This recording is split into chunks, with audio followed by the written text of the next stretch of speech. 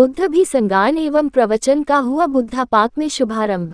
कानपुर भगवान बुद्ध के चरित्र पर आधारित बुद्ध कथा का शुभारंभ कल्याणपुर स्थित बुद्धा पार्क में पूरे विधि विधान के साथ शुरू हुआ।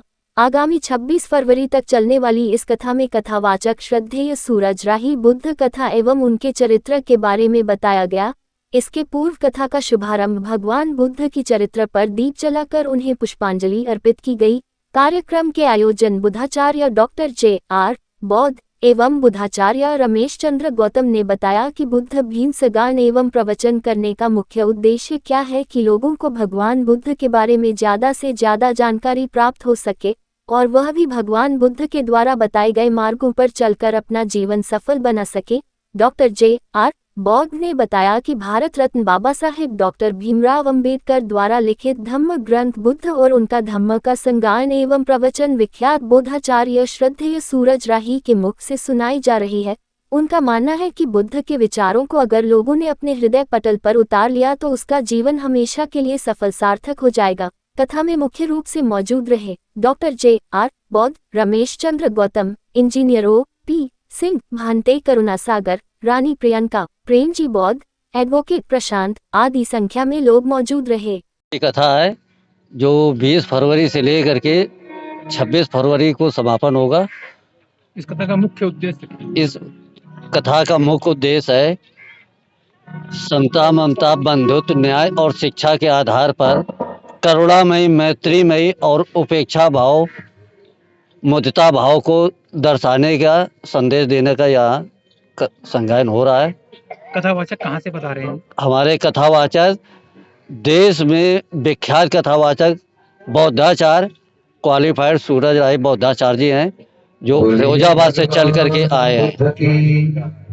बौद्धाचार्य रमेश चंद्र गौतम, भारतीय पेंशनर मंच राष्ट्रीय ज्वाइंट सेक्रेटरी। आज यहाँ जो कथा हो रही है बुद्धा पार्क में, उसका एक ही मतलब है कि बुद्धा पार्क में सदियों से कभी यहाँ कथा नहीं हुई। ये पहली बार कथा यहाँ हो रही है और उस कथा में कथानक के रूप में तथागत बुद्ध को रखा गया है। बुद्ध चरित्र पर ही हम सब लोग प्रकाश डालेंगे। बुद्ध एक ऐसी दीप है जो सारे संसार को प्रज्वलित करता है। उन्होंने कहा भी है अप्रदीपो भव।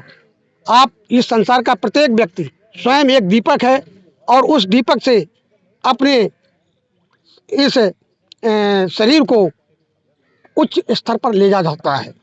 जब हम इस शरीर को कहीं भी किसी भी कार्य में लगाते हैं तो हमें यह सिद्ध होता है कि मैं अच्छा कार्य कर रहा हूँ या बुरा कार्य कर रहा हूँ। अच्छे कार्य की बुद्ध चरित्र में बड़ा ही महत्व है। जो अच्छा कार्य करता है वही वास्तव में इस शरीर से फायदा उठाता है। और कहने को तो ये है कि कबीर ने भी ये कहा है, साँच बराबर तब नहीं और झूठ बराबर पाप, जाके हृदय साँच है ताके हृदय आप।